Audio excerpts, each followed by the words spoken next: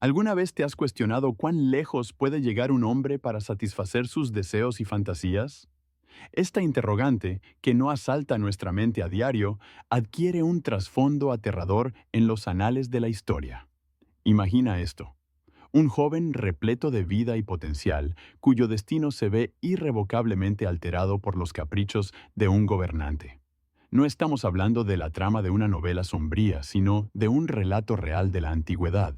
Nos remontamos a la época de Nerón, el infame emperador romano, conocido tanto por sus talentos artísticos como por su despotismo.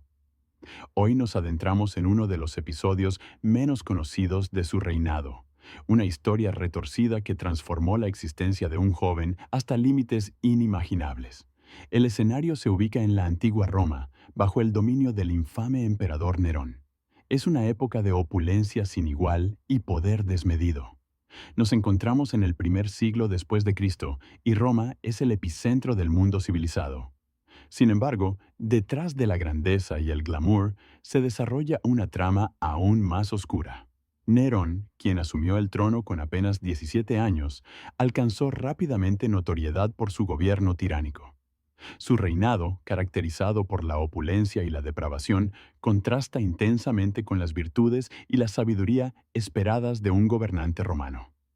Los rumores acerca de sus excesos y las implacables ejecuciones de supuestos enemigos corren por la ciudad, incentivando tanto el miedo como el resentimiento entre la población. En este momento, el clima social y político de Roma es tenso. La brecha entre la aristocracia y la plebe se ensancha, con los primeros viviendo en una opulencia inimaginable, mientras que los segundos luchan por llegar a fin de mes. No obstante, en medio del creciente descontento, los juegos y espectáculos del Coliseo ofrecen un refugio, un espectáculo de sangre y valentía que entretiene y aplaca a las masas. El reinado de Nerón también se caracteriza por cambios políticos significativos. Los valores tradicionales romanos se erosionan, sustituidos por una forma más autocrática de gobierno. El poder se concentra cada vez más en manos del emperador, socavando la autoridad del Senado y propiciando un periodo de inestabilidad y conflicto. En este marco de decadencia y tiranía, entra en escena el protagonista de nuestra historia, un joven llamado Esporo. Su vida está a punto de sufrir un vuelco inconcebible al captar la atención del hombre más poderoso de Roma. Esporo, un joven de extraordinaria belleza, cautivó la atención del emperador, y su vida nunca volvió a ser la misma. El joven Esporo llevaba una vida ordinaria, ignorante de la convulsa adversidad que le aguardaba. Un encuentro casual con Nerón alteraría su destino de forma irreversible. Nerón quedó inmediatamente fascinado por el encanto juvenil y la impactante belleza de Esporo. No se trató meramente de una mera admiración, sino de una obsesión insana y desequilibrada. La fijación de Nerón por Esporo era implacable, y no pasó mucho tiempo antes de que tomara una decisión que sacudiría a la sociedad romana. Ya casado con Popea Sabina, su segunda esposa, Nerón encontró en Esporo un semejante sorprendente a ella. Algunas fuentes incluso sugieren que Esporo era un doble de la difunta emperatriz. Esta inaudita similitud pareció avivar aún más la obsesión de Nerón, llevándolo por un camino de decisiones radicales e irreversibles. La fascinación del emperador por Esporo lo llevó a tomar una de las decisiones más impactantes en la historia de Roma. En un mundo donde el poder a menudo otorgaba a las personas la libertad de satisfacer sus antojos, Nerón, cegado por su obsesión, ordenó lo impensable. Mediante una escalofriante demostración de su absoluto poder, Nerón decidió alterar la de Esporo para que se asemejara a su amada esposa fallecida, no solo a través de prendas o modales, sino mediante un acto tan irreversible como cruel. Nerón ordenó la castración de Esporo, ejecutado y forzado a desempeñar un papel que nunca pretendió. La vida de Esporo se tornó en una pesadilla. El joven fue arrojado a una existencia totalmente ajena a todo cuanto conocía o esperaba. Fue casado con el emperador Nerón en una unión que no fue más que un espectáculo público. No solo tuvo que soportar las consecuencias físicas de su castración, sino que también se vio obligado a desempeñar un papel en la corte de Nerón como esposa. Esporo, era exhibido en público, ataviado con ropajes propios de una emperatriz.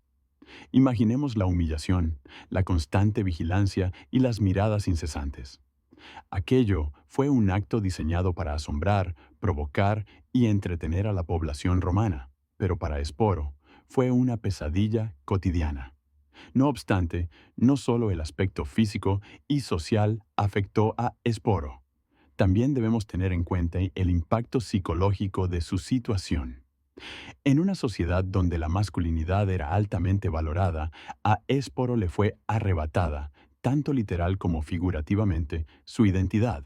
Fue robada y reemplazada por una caricatura creada para el deleite de Nerón.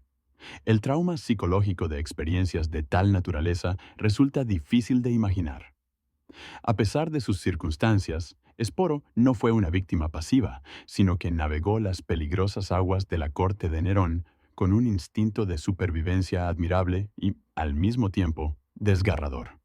Resulta arduo imaginarnos cómo logró mantener la cordura en medio de una existencia tan turbulenta. Su vida estuvo marcada por un sufrimiento inimaginable y, sin embargo, consiguió sobrevivir. Vio más allá del reinado de Nerón, lo cual demuestra su fortaleza y voluntad. A través de la historia de Esporo, podemos comprender el significado histórico que subyace en sus vivencias. Esta narrativa no se limita a ser un relato de la crueldad de un individuo, sino que ejemplifica las normas sociales, los valores y las dinámicas de poder de la época en el Imperio Romano bajo el gobierno de Nerón.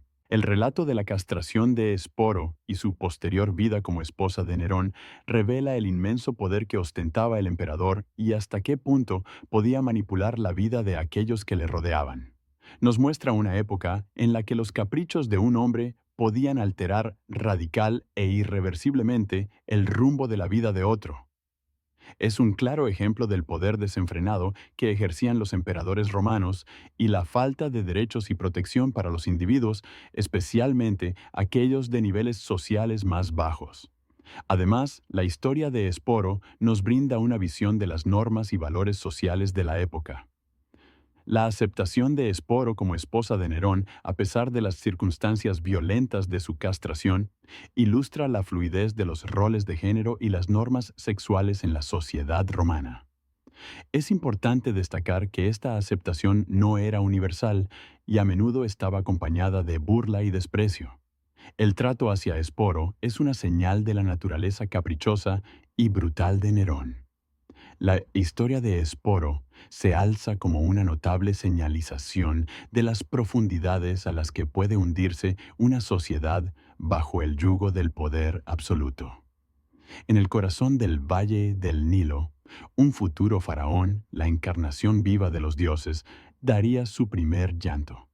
Nacido en una familia real, la línea de sangre de los faraones era de suma importancia en el antiguo Egipto.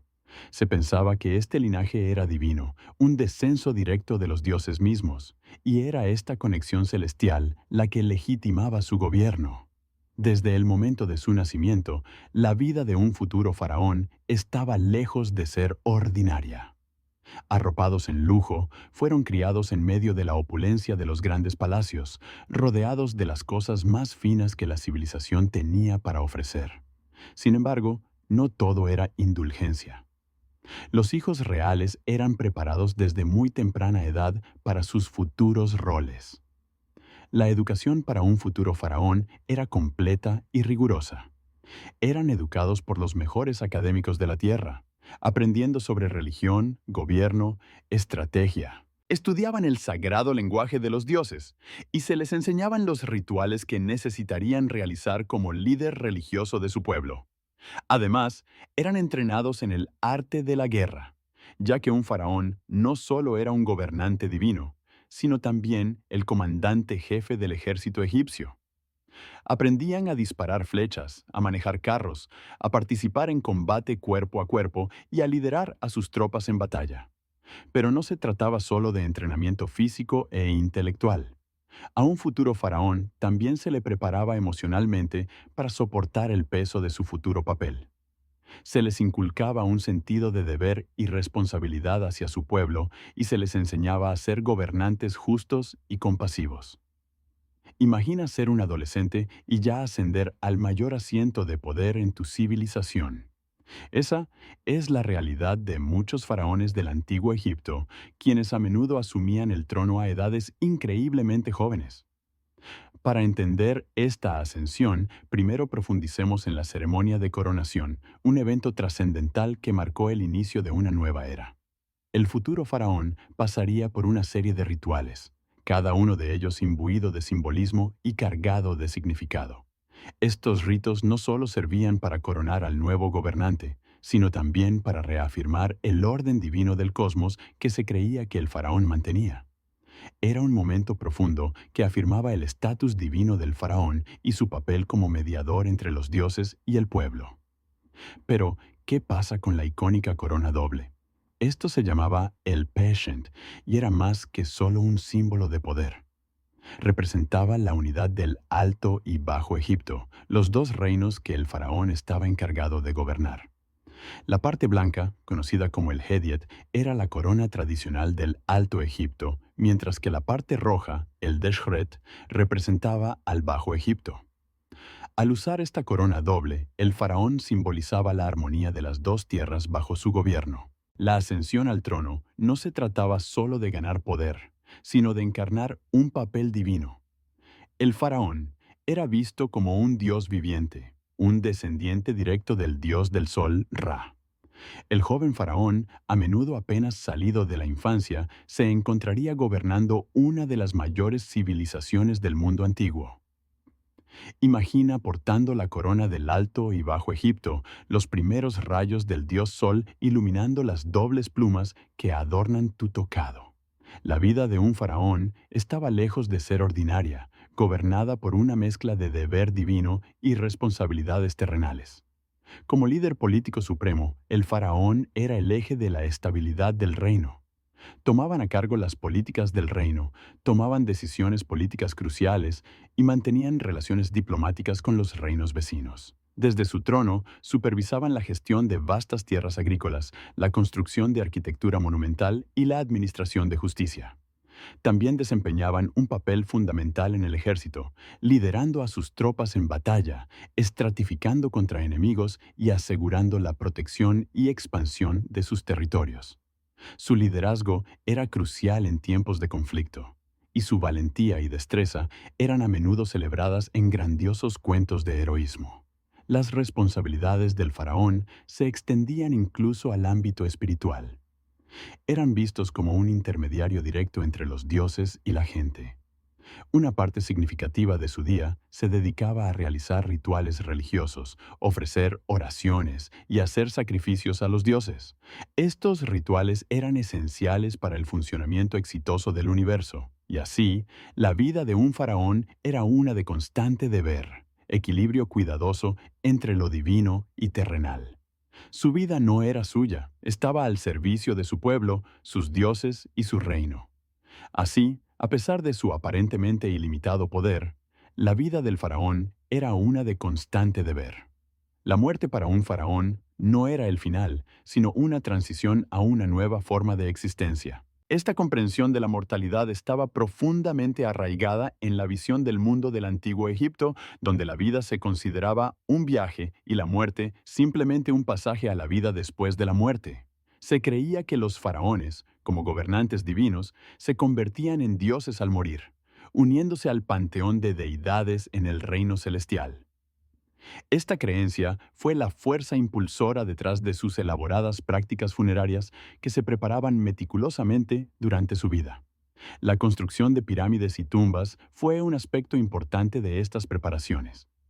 Estas grandiosas estructuras, lejos de ser simples tumbas, se veían como hogares eternos para las almas de los faraones. Ricas en decoraciones con jeroglíficos y símbolos religiosos, fueron diseñadas para asegurar el seguro viaje del faraón a la vida después de la muerte y servir como testimonio de su estatus divino. La práctica de la momificación era otra parte crucial del viaje del faraón a la vida después de la muerte. El cuerpo se preservaba cuidadosamente a través de un proceso complejo que incluía la extracción de los órganos internos, secado del cuerpo con natrón y envoltura con vendas de lino. Esto se hizo con la creencia de que el faraón necesitaría su cuerpo en la vida después de la muerte. La tumba del faraón estaba llena de una variedad de objetos, incluyendo comida, muebles y pertenencias personales que creían que serían útiles después de la muerte. Algunas tumbas incluso albergaban barcos pensados para ayudar al faraón a navegar por el Nilo celestial. El legado de los faraones es uno que trasciende el tiempo y continúa cautivando nuestra imaginación colectiva. Es un legado que está grabado en piedra, literalmente, en la grandeza de sus maravillas arquitectónicas, las pirámides, los templos y las estatuas. Estas imponentes estructuras no eran solo tumbas, sino testimonios de su poder, ambición y la sofisticada civilización que gobernaban. Los faraones dejaron un patrimonio construido que continúa asombrando e inspirando. Pero su legado no está confinado solo al ámbito físico. Implementaron cambios políticos significativos, estableciendo uno de los primeros estados centralizados del mundo. Los faraones también desempeñaron un papel crucial en el desarrollo del arte, la literatura y el conocimiento científico. Desde los detallados jeroglíficos que adornaban las paredes de sus tumbas hasta el avanzado entendimiento de las matemáticas y la astronomía, sus contribuciones al conocimiento humano son variadas. Sus legados han resistido la prueba del tiempo, sobreviviendo al auge y caída de imperios, a las cambiantes arenas del desierto y al implacable avance del progreso. Cada faraón aportó a este legado perdurable, moldeando la historia y la cultura de Egipto a su manera única. Incluso miles de años después de su reinado, los faraones continúan cautivando. Sus vidas son un testimonio de su poder, sus logros y el encanto perdurable del antiguo Egipto. Durante el periodo de la Revolución Industrial Británica, que abarcó desde 1660 hasta 1840, los niños fueron explotados como mano de obra en fábricas, minas y explotaciones agrícolas de manera alarmante. Se les asignaban turnos de trabajo de 12 horas, similares a los de los adultos, y recibían una remuneración insignificante por exponerse a peligrosas maquinarias textiles, manipular carbón en angostos pozos mineros y colaborar en cuadrillas agrícolas. Es importante destacar que los roles laborales de los niños eran claramente definidos y exclusivos para ellos, lo que significa que su participación no era solo una mera ayuda adicional para la mano de obra adulta. La educación de muchos niños se veía sacrificada en favor de la jornada laboral, una decisión que muchos padres tomaban para poder complementar los escasos ingresos familiares. No fue sino hasta la década de 1820 cuando los gobiernos comenzaron a promulgar leyes que limitaban la duración de la jornada laboral y obligaban a los empleadores a brindar condiciones laborales más seguras para todos. Sin embargo, incluso con la implementación de estas leyes, la falta de inspectores gubernamentales permitió que persistieran numerosas prácticas abusivas. Debido a que enviar a un niño a la escuela implicaba el pago de una cuota, incluso la más mínima suma de un penique al día, muchos padres optaban por no hacerlo. En las pequeñas aldeas había escuelas donde los padres pagaban al maestro por la educación de sus hijos, pero la asistencia era irregular y las clases estaban superpobladas, lo que resultaba en una educación rudimentaria. Afortunadamente, existían algunas escuelas gratuitas administradas por organizaciones benéficas, y las iglesias brindaban educación dominical. Sin embargo, no fue hasta 1844 que surgieron más escuelas gratuitas, llamadas escuelas benéficas. Estas escuelas se enfocaban en los fundamentos básicos, lectura, escritura y aritmética. La educación obligatoria para niños de 5 a 12 años y las instituciones necesarias para impartirla no llegarían hasta la década de 1860. Como resultado, al menos la mitad de los niños en edad escolar trabajaban a tiempo completo durante la Revolución Industrial. Algunos propietarios de fábricas mostraban una mayor generosidad con los niños a su servicio. Un ejemplo es la fábrica Quarry Bank de Steele, ubicada en el condado de Cheshire. Aquí, el dueño de la fábrica proporcionaba educación después de la agotadora jornada laboral a 100 de sus niños trabajadores en un edificio dedicado específicamente para ellos, la Casa de Aprendices. Un indicativo del avance en el ámbito educativo a pesar de todas las adversidades, se puede apreciar a través de las tasas de alfabetización, una medida que, aunque imperfecta, los historiadores utilizan para registrar la capacidad de una persona de firmar con su nombre en documentos como los certificados de matrimonio. A pesar de los progresos alcanzados en materia de alfabetización, hacia 1800, únicamente la mitad de la población adulta tenía la capacidad de estampar su firma en dichos documentos. En el contexto de la Revolución Industrial, los niños que conseguían trabajo y eran requeridos por los empresarios no contaban con ningún tipo de sindicato para proteger sus derechos. Para la gran mayoría de estos niños, su vida laboral comenzaba a una edad temprana, con una media de 8 años, aunque esto variaba ampliamente debido a la falta de interés en la edad por parte de los empleadores. El trabajo suponía, en el mejor de los casos, un aburrimiento constante y, en el peor, un círculo vicioso de amenazas, multas, castigos físicos y despidos inmediatos ante cualquier intento de protesta por el trato recibido. Una encuesta realizada en 1833 reveló que el 95% de las tácticas empleadas con los niños trabajadores eran negativas. El despido inmediato representaba el 58% de los casos. Solo el 4% recibía algún tipo de recompensa por su trabajo bien hecho y únicamente el 1% obtenía un ascenso o un aumento salarial. En la antigua y venerable industria artesanal del tejido a mano, los pequeños infantes se encargaban de lavar y cardar la lana cruda, mientras su progenitora la hilaba con destreza en una rueca, para posteriormente ser tejida en preciadas telas por el padre, empleando un telar manual. Los hábiles artesanos solían acoger a uno o dos aprendices, ofreciéndoles cobijo y sustento a cambio de enseñarles el oficio con maestría.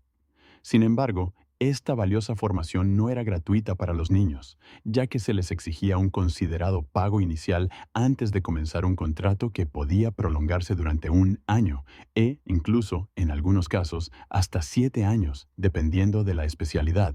No obstante, también había infantes que colaboraban en los modestos negocios de sus progenitores u otros familiares, como talentosos fabricantes de cestería, herrería o cerámica. Asimismo, los enclaves rurales continuaban dependiendo decisivamente de la agricultura, la cual conservaba su relevancia durante la llamada Revolución Industrial, empleando a un impresionante 30% de la fuerza laboral total de Gran Bretaña. Los infantes, como era costumbre ancestral, seguían encargándose del cuidado de los rebaños de animales y manadas de aves, asumiendo cualquier tarea físicamente factible que les fuera encomendada.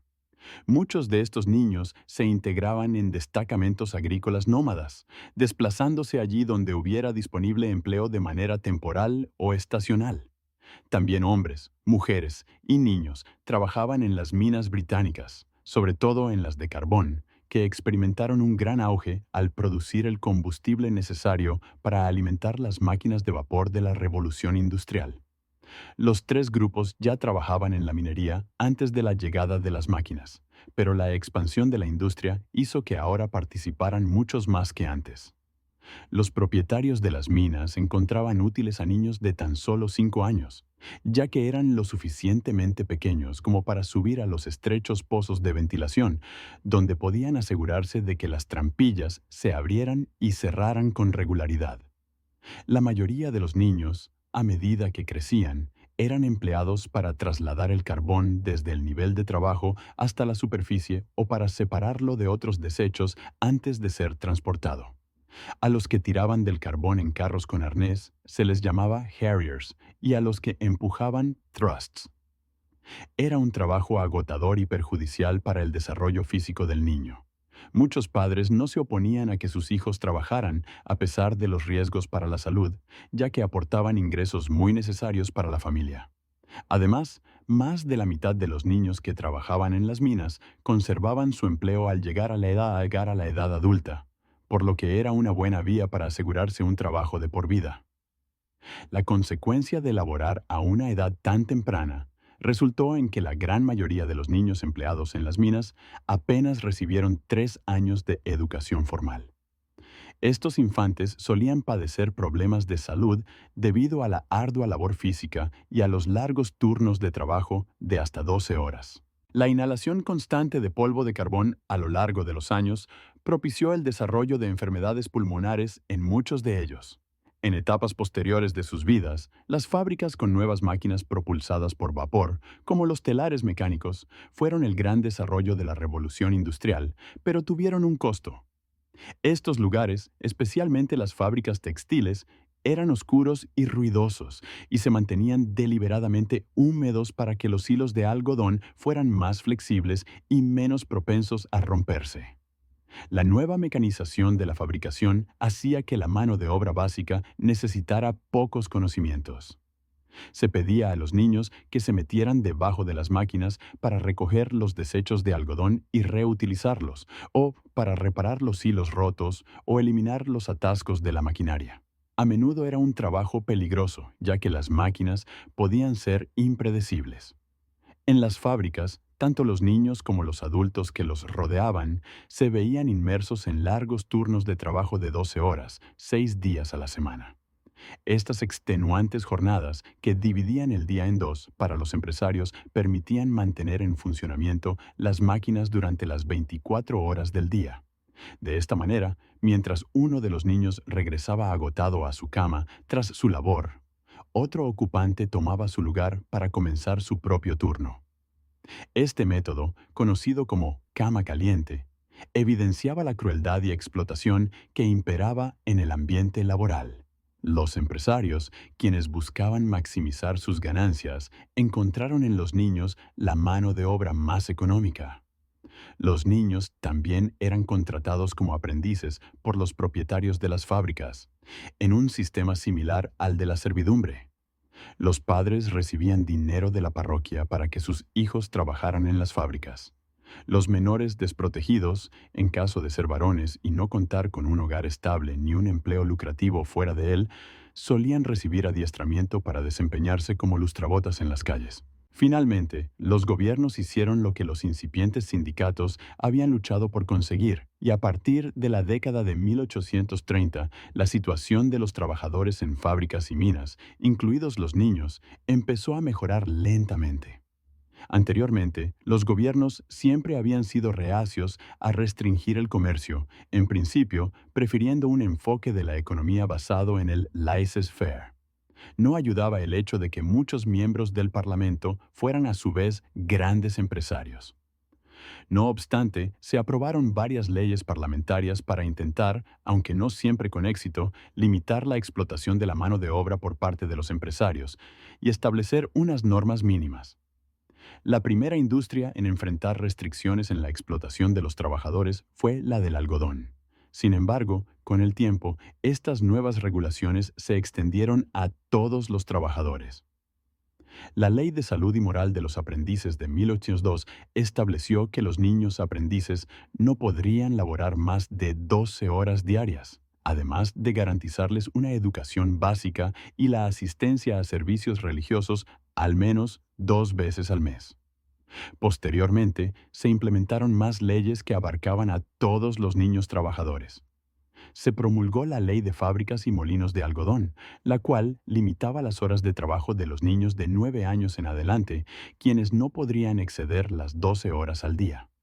Por otra parte, la Ley de Fábricas estableció que ningún niño menor de 9 años podría ser empleado en ninguna industria de manera legal, y aquellos con edades entre 9 y 13 años no podrían trabajar más de 8 horas al día, mientras que los de 14 a 18 años no podrían superar las 12 horas diarias.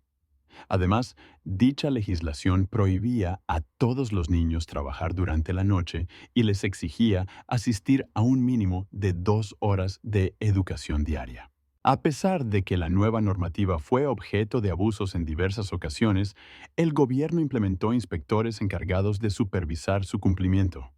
Dichos funcionarios tenían la facultad de exigir, por ejemplo, certificados de edad de cualquier niño empleado, o bien obtener una constancia expedida por un maestro de escuela acerca de las horas de educación impartidas a un niño en particular. Las leyes anteriores se fueron modificando progresivamente. Autores renombrados como Charles Dickens crearon obras de una naturaleza tan reprobatoria como Oliver Twist, las cuales destacaban la desafiante realidad de los niños más desfavorecidos dentro del moralismo imperante durante la era victoriana. Muchos individuos anhelaban que los niños mantuvieran su inocencia por un lapso mayor, sin ser expuestos prematuramente a las tentaciones y dilemas morales de la vida adulta. La noción de que la infancia era digna de ser preservada, pero que podía desvanecerse si no se protegía, condujo a la fundación de la Sociedad Nacional para la Prevención de la Crueldad contra los Niños en 1839. El arte continuó removiendo conciencias, y el personaje de Peter Pan consolidó este cambio de actitud y conciencia al reconocer que la infancia poseía un valor intrínseco, algo valioso que no debía perderse en medio del agitado trasiego de las minas y las fábricas en la época medieval. El inicio del viaje de un monarca se remontaba a su nacimiento, un evento que se celebraba con grandiosidad y pompa. Pero incluso cuando se desvanecían los ecos de las alegres trompetas, la expectativa en torno a un futuro rey comenzaba a tomar forma. Pertenecer a una línea real era determinante, fundamental en el destino de un niño. Nacer dentro de esta estirpe era como recibir un boleto dorado hacia una vida de poder e influencia. Desde temprana edad, estos infantes eran inmersos en el mundo de la realeza. Sus días distaban de la diversión y la frivolidad ordinaria de la infancia. En cambio, eran nutridos con enseñanzas y entrenamientos destinados a convertirlos en futuros gobernantes. Cada amanecer traía consigo nuevos desafíos y aprendizajes. Para asegurarse de que estuvieran adecuadamente preparados para sus roles futuros, se designaban tutores de gran prestigio. Estos no eran meros maestros de escuela, sino académicos, filósofos, caballeros y diplomáticos, cada uno aportando una perspectiva única a la educación del joven monarca. Las materias de estudio iban desde historia y filosofía hasta política y guerra. Asimismo, los futuros reyes eran instruidos en múltiples idiomas, una habilidad esencial para tratar con dignatarios extranjeros. No obstante, la vida de estas jóvenes sucesiones no se limitaba a libros y batallas. También eran entrenados en el arte de la etiqueta cortesana. Aprendían a bailar, a entablar conversaciones y a deleitar a los invitados. Les enseñaban a comportarse con dignidad y gracia, pues no eran meros individuos, sino símbolos del orgullo y el poder de su reino. Sin embargo, esta vida de privilegios conllevaba un conjunto de presiones propio. Cada paso, cada decisión era observada y escrutada. Existían expectativas que cumplir y un legado que mantener.